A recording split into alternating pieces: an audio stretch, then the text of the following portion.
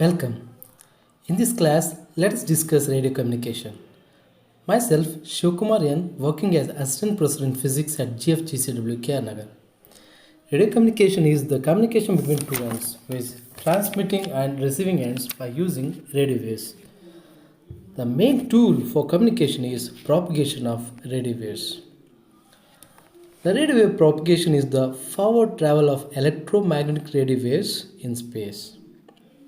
There are different means through which the radio waves are propagated.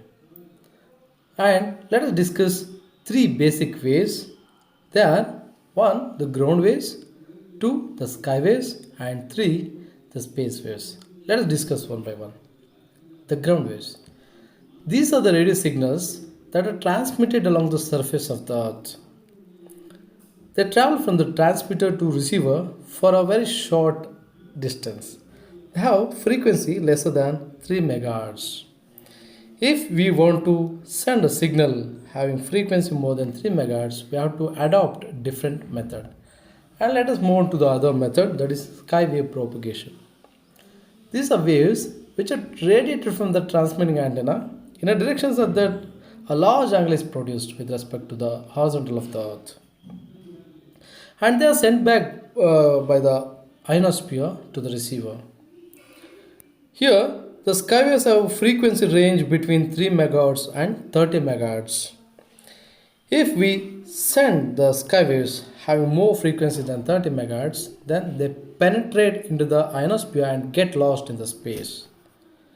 Therefore, if we want to send waves of frequency more than 30 MHz, then we have to go to the other method of propagation, that is space waves. Here, the signal of frequency above 30 MHz can be transmitted directly from transmitter to receiver. They can also be reflected back from the ground. These type of waves are called as space wave, and the propagation is called as space wave propagation.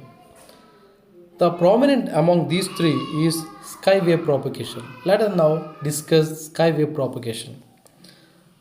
For the propagation of sky waves, we need the ionosphere. This is the main tool. Let us know what is ionosphere. Ionosphere is the sphere having ions. It is just over the surface of the earth at 40 km and extends up to 500 km. They have different layers ranging from C, D, E, F1 and F2. 5 layers. And the topmost layer has maximum density of ions because it is nearer to the sun. ಇಲ್ಲಿ ions ಯಾಕೆ produce ಆಗ್ತವೆ ಅಂತಂದರೆ due to the activity of UV rays from the sun. UV rays will ionize the molecules in the atmosphere, thereby producing ions, positive and negative ions.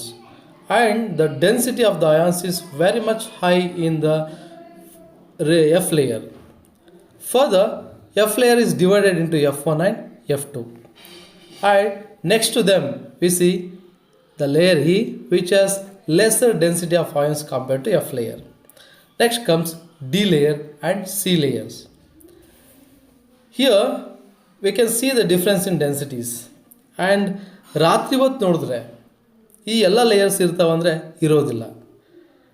Due to the absence of sun, some of the layers will be missing.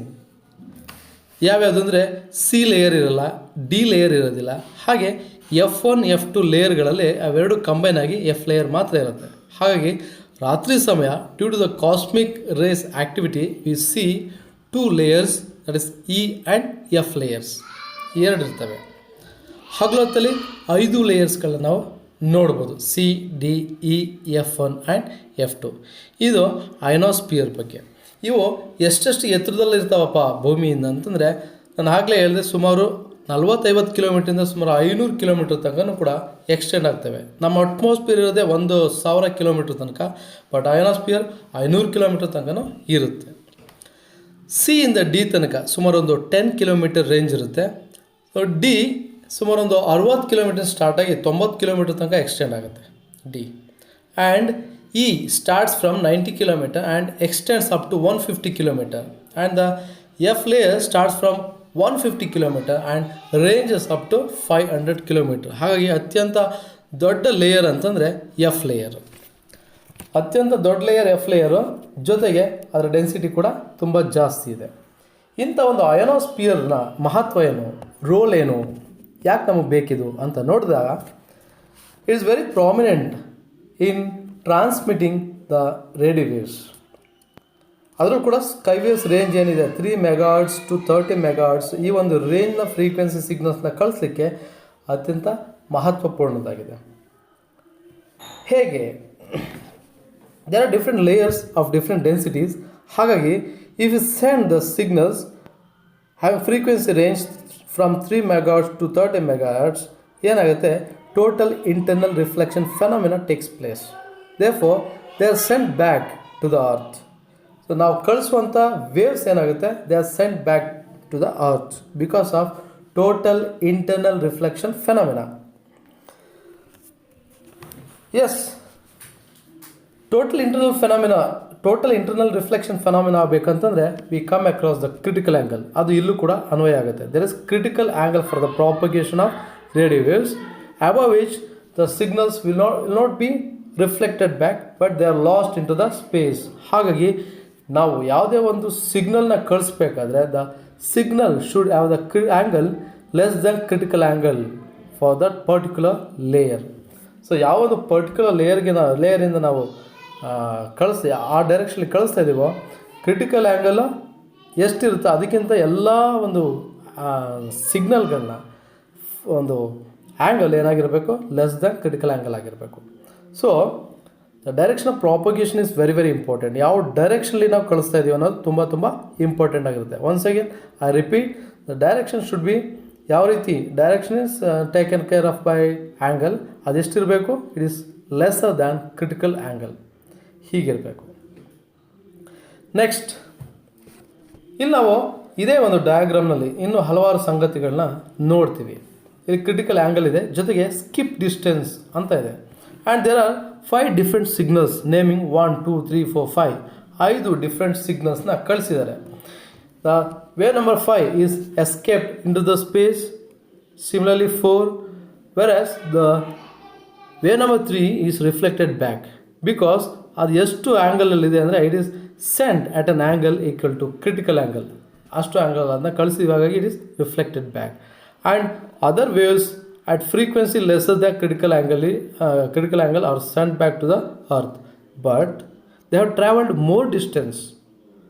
So more distance ಯಾವುದು 2 ಮತ್ತು 1 ಈ ಎರಡು waves ಜಾಸ್ತಿ ಡಿಸ್ಟೆನ್ಸ್ನ travel ಮಾಡಿದೆ. So for higher distance, longer distance communication we use this kind of propagation. ಆಯಿತಾ? ಇಲ್ಲಿ minimum distance ಇದೆಯಲ್ಲ, minimum distance from the transmitting antenna, ಈ ಒಂದು ಮಿನಿಮಮ್ ಡಿಸ್ಟೆನ್ಸ್ನ ನಾವು ಸ್ಕಿಪ್ ಡಿಸ್ಟೆನ್ಸ್ ಅಂತ ಕರಿತೀವಿ. ಸೊ ಇದರಿಂದ ಈ ಒಂದು ಟೋಟಲ್ ಇಂಟರ್ನಲ್ ರಿಫ್ಲೆಕ್ಷನ್ ಅನ್ನೋ ಒಂದು ಫೆನಾಮಿನಿಂದ ನಮಗೆ ಅಯೋನೋಸ್ಫಿಯರ್ ಅನ್ನೋದು ತುಂಬ ಮಹತ್ವಪೂರ್ಣದಾಗಿರುತ್ತೆ. ಸೊ ಇಲ್ಲಿಗೆ ನಾನು ಇವತ್ತಿನ ಕ್ಲಾಸ್ನ ಮುಗಿಸ್ತೀನಿ. In the next class will discuss about modulation, need for modulation et cetera. Okay.